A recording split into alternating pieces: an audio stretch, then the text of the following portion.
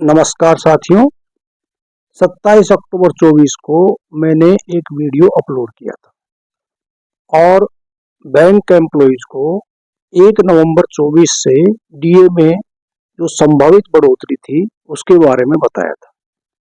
उसके बाद सितंबर 24 का इंडेक्स आ गया और बैंक एम्प्लॉइज को 1 नवंबर 24 से डीए में 2.63% की बढ़ोतरी हो चुकी है। पहले 1 अगस्त से 17.2% डीए मिल रहा था और वो बढ़कर अब 19.83% हो चुका है। डीए में जो अब अगली बढ़ोतरी है वो 1 फरवरी 25 से ड्यू है और उसके लिए अक्टूबर, नवंबर और दिसंबर का इंडेक्स जो श्रम ब्यूरो द्वारा जारी किया जाएगा वो एप्लीकेबल होगा और उसके औसत के आधार पर तय होगा कि 1 फरवरी 25 से बैंक कर्मचारियों को डीए में कितनी प्रतिशत बढ़ोतरी होनी है।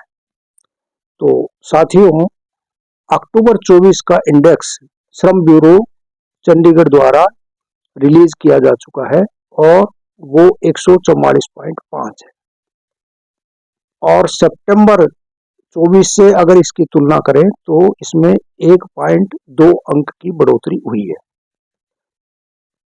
इसके लिए मैं जो एक्सेल शीट अपलोड कर रहा हूं उसमें आप देख पा रहे हैं कि अक्टूबर 24 का जो मैंने इंडेक्स फिगर लिया है वो 144.5 है जो एक्चुअल में श्रम ब्यूरो चंडीगढ़ द्वारा रिलीज किया गया है। नवंबर 24 और दिसंबर 24 के लिए मैंने इसी फिगर को नोशनल मान करके कैलकुलेट किया है, अर्थात ये मानते हुए कि नवंबर 24 और दिसंबर 24 में भी यही इंडेक्स स्टेबल रहता है, इसमें कोई परिवर्तन नहीं होता है। तो उस स्थिति में जैसा कि आप ये एक्सेल शीट देख पा रहे हो, इसका औसत भी वही रहेगा क्योंकि तीनों महीने का वही फिगर मैंने लिया है।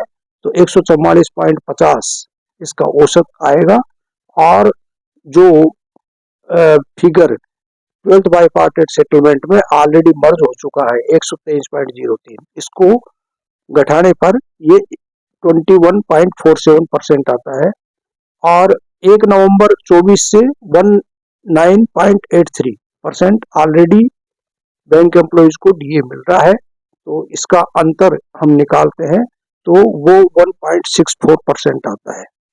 तो इसका मतलब ये हुआ कि यदि जो इंडेक्स है उसमें कोई चेंज नहीं होता है, न कम होता है न ज्यादा होता है, तो 1 फरवरी 25 से बैंक कर्मचारियों को डीए में 1.64% की बढ़ोतरी संभावित है। 1 लाख रुपया अगर किसी की बेसिक है तो 1,640 रुपए की बढ़ोतरी संभावित है। जब नवंबर 24 का और दिसंबर 24 का इंडेक्स रिलीज होगा मैं आपको अपडेट कर दूंगा। तब तक के लिए धन्यवाद।